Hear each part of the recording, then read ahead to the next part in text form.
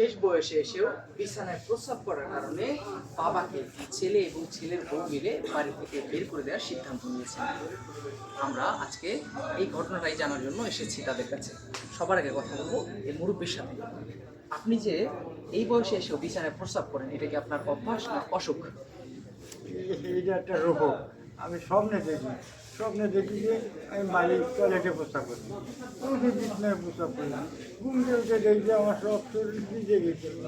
মানে স্বপ্নে দেখেন যে টয়লেটে প্রস্রাব করতেছেন, কিন্তু হঠাৎ যখন শরীর ভিজে যায় তখন টের পান যে আপনি বিছানা এবং নিজের শরীর ভিজে ফেলছেন। ভিজে ফেলেছি। এখন আমরা চাষি বাড়িতে থাকি, সে আমার সাপটা করতো দিয়ে যেত। এখন ছেলের বউ আমাদের বাড়িতে বাড়িয়ে দেবে, আমি সাফ করেও দেয় না, আমি গন্ধতে গড়েও থাকা যায় না, আমার নিজের গন্ধ আমি নিজেই সহ্য করতে পারি। এখন কী করবো আমি তাই করি। দর্শক, আসলে প্রস্রাবের অনেক দুর্গন্ধ হয় এবং শেষ বয়সে এসে যেহেতু বিছানা প্রস্রাব করে, ওনার আসলে একটা দেখাশোনার ব্যাপার আছে যেটা ইনি করতে যাচ্ছেন না। ইনি হচ্ছে ওনার পুত্রবধূ। আমরা একটু ওনার সাথে কথা বলবো। আপু, আপনার শ্বশুর তো আপনি বিয়ে হয়ে আসার পর থেকেই দেখেন যে উনি বিছানায় প্রস্রাব করছে, নাকি এটা ইদানিং?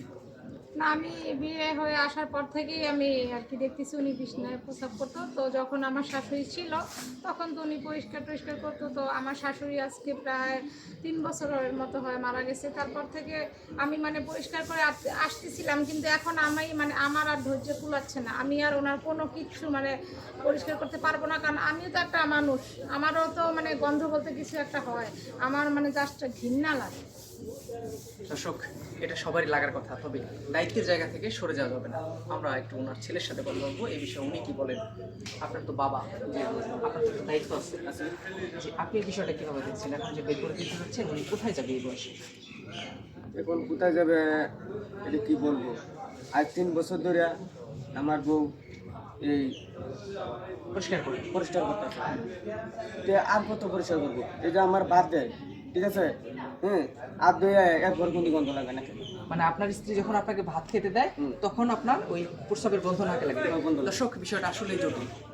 ওনার স্ত্রী এতটাই পরিষ্কার করে বা ইনি এতটাই বেশি পরিমাণ প্রস্রাব করে যে ইনি যখন ওনাকে ভাত দিতে যায় তখনও নাকি উনি এই প্রস্রাবের গন্ধটা পায়। আরে ভাই, সারাদিনই উনি বাচ্চারা তো তাও ঘন্টায় ঘন্টায় প্রস্রাব করে, উনি আধা ঘন্টা 10 মিনিট পর পরই প্রস্রাব করতে থাকে। এটা কি আমার পক্ষে এই সংসার সামলায়া, তারপর আমার স্বামী আছে ওনারও দেখাশোনা করতে, এটা কি আমার পক্ষে সম্ভব? এই জন্য আমি সিদ্ধান্ত নিয়েছি আমি আর এই ঝামেলা আমার ঘরে রাখবো না, আমি ওনাকে বৃদ্ধাশ্রমে পাঠাই দেবো। দর্শক, বৃদ্ধাশ্রম কোনো সঠিক সমাধান নয়। আমরা একটু ওনার সাথে একবার কথা বলি। আপনি কি এটার জন্য কোনো ডাক্তার দেখাইছিলেন? ডাক্তার দেখাই, ওই ওষুধ খাই, কিছু কমে আবার যা খাই হয়ে যায়, অন্যথায় কাজ হয় না। কয়েকদিন থাকে ভালো, আবার শুরু। দর্শক, আপনারা সবই শুনলেন।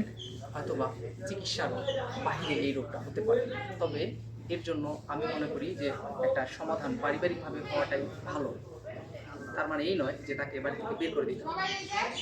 দর্শক, পরবর্তীতে আরও কোনো ঘটনা আপনাদের সামনে আবার আসবো। ধন্যবাদ।